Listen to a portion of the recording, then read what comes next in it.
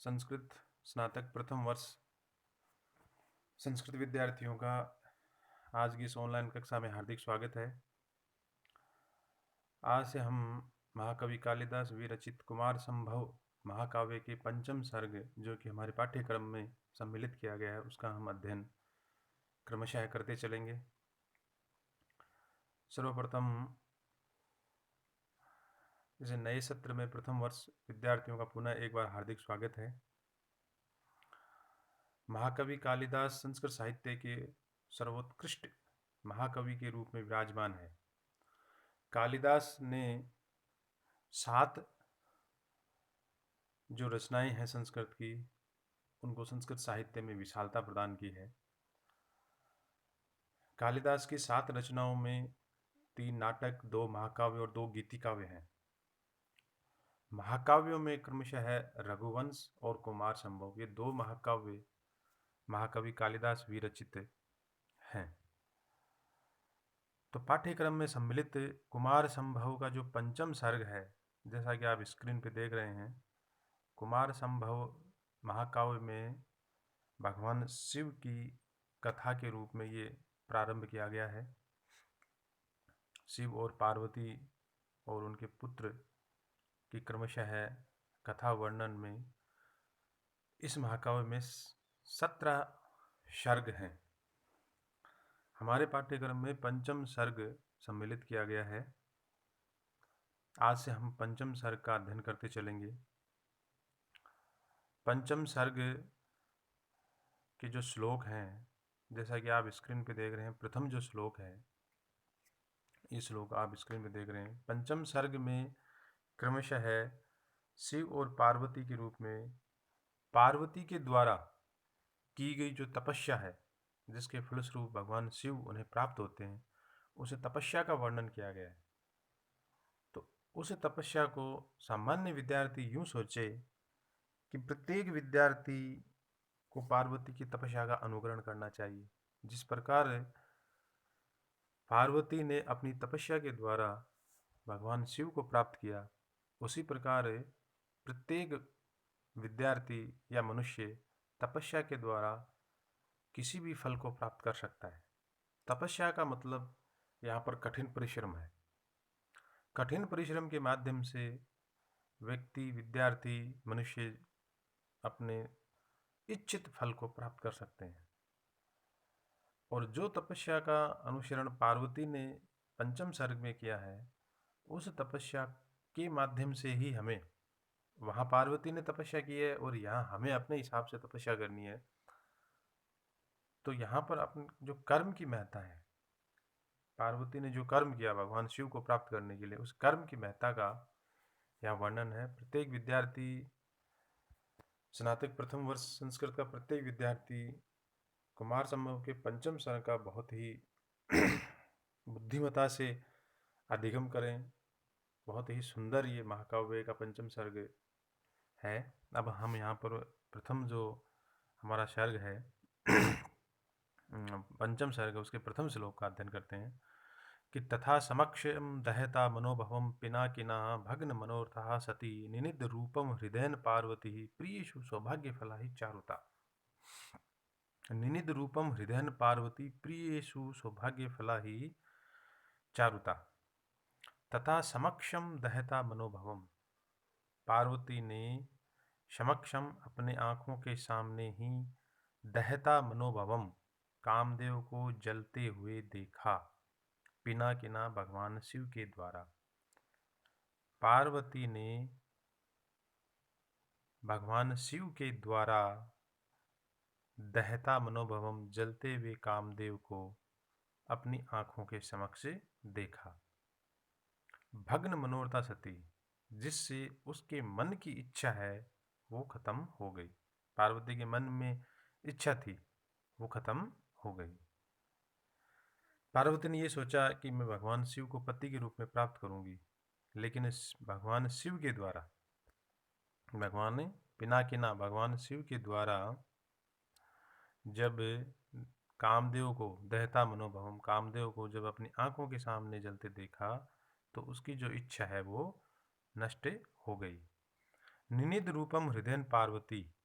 पार्वती ने अपने रूप की अपने हृदय में निंदा की। पार्वती ने अपने रूप की अपने हृदय में निंदा की।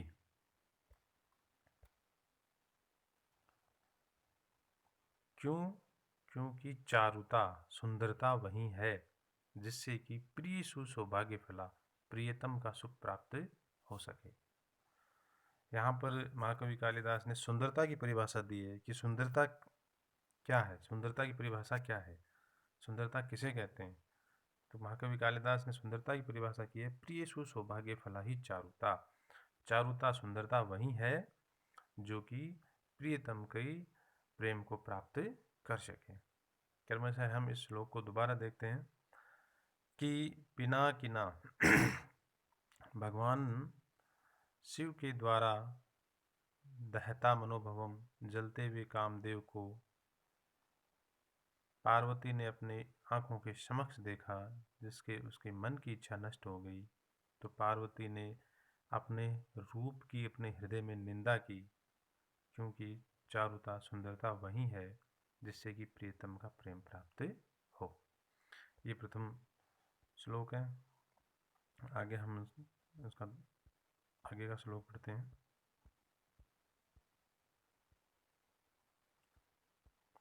श्लोक संख्या 4। मनीषिताः सन्ति गृहेषु देवता, तपः कः वत्सः क्वः च तावक वपुः, पदम सहेत ब्रह्मणस्य पेल्वम शिरीष पुष्पम न पुनः पत तृणः। जब पार्वती ने तपस्या के लिए अपने आप को कटिबद्ध कर लिया, तो उसकी माता मेना ने उसे समझाया कि तपस्या करना सरल नहीं है। मेना कह रही है कि मनीषिताः सन्ति गृहेषु देवता, कि सारे देवता अपने घर में है। सारे देवता जो भी फल प्राप्त करना चाहते हो, वो सारे के सारे देवता अपने घर में है। तप है क्वै वत्से, कि हे पुत्री कहाँ तो तपस्या, और क्वै ताव कै वपु है, कहाँ तुम्हारा शरीर, कि कहाँ तो तपस्या, कितनी कठिन तपस्या है वो, और कहाँ तुम्हारा कोमल शरीर है। जिस प्रकार की पेलवम श्रीष पुष्पम, जिस प्रकार कोमल जो श्रीष का पुष्प है, उस पर भ्रमरस से पदम, भ्रमर जो है वो तो उसका भ्रमर का पदम, भ्रमर के पैर का वजन तो वो सह सकता है, लेकिन न पुनः पत तृण, पक्षी के वजन को वो सहने नहीं कर सकता। पार्वती की माता मेना जब पार्वती तपस्या के लिए पूर्ण तैयार हो गई, तो उसे समझाने की कोशिश करी कि हे पुत्री पार्वती, कि मनीषिताः सन्ति गृहेषु देवता, कि सारे के सारे मनुष्य देवता हमारे घर पे है, तुम्हें किसी भी प्रकार की तपस्या करने की आवश्यकता नहीं है। तप है क्वै वत्से, कहाँ तो कठिन तपस्या है, और क्वै चेताव का पपु है, कहाँ तुम्हारा कोमल शरीर है। जिस प्रकार की पेलवम, जिस प्रकार की पेलवम शिरीष पुष्पम, पेलवम शिरीष पुष्पम, जिस प्रकार की कोमल शिरीष का पुष्प है, वो भ्रमरस से पदम सहित, भ्रमर का पेड़ के वजन को तो सह कर सकता है, न पुनः पत्त तृणय, पक्षी के वजन को नहीं सहन कर सकता। क्रमशः हम आगे और अध्ययन करते हैं। इति ध्रुवेच्छः अनुशास्ति सुतां, ससाकमेना न नियन्तुम् उद्यमात्, क ईप्सितार्थ स्थिरनिश्चयं मनः, पयश्च निम्न अभिमुखं प्रतीपयेत्। इस प्रकार मेना ने ध्रुवे इच्छा अनुशास्ति, इस प्रकार कठ सुताम, अब सुताम पार्वती, तो पार्वती की ध्रुव इच्छा, उस कठिन इच्छा को अनुशास्ति समझाने में, नियंतुम उद्यमात, नियंतुम मतलब न नियंतु, समर्थ नहीं हुई। पार्वती की उसे ध्रुव इच्छा को समझाने में मेना है वो सफल नहीं हुई। कै ईप्सितार्थ स्थिर निश्चय मन है, जब मेना ने पार्वती को समझाने का पूर्णतः प्रयास किया, ध्रुवे इच्छाम सुताम,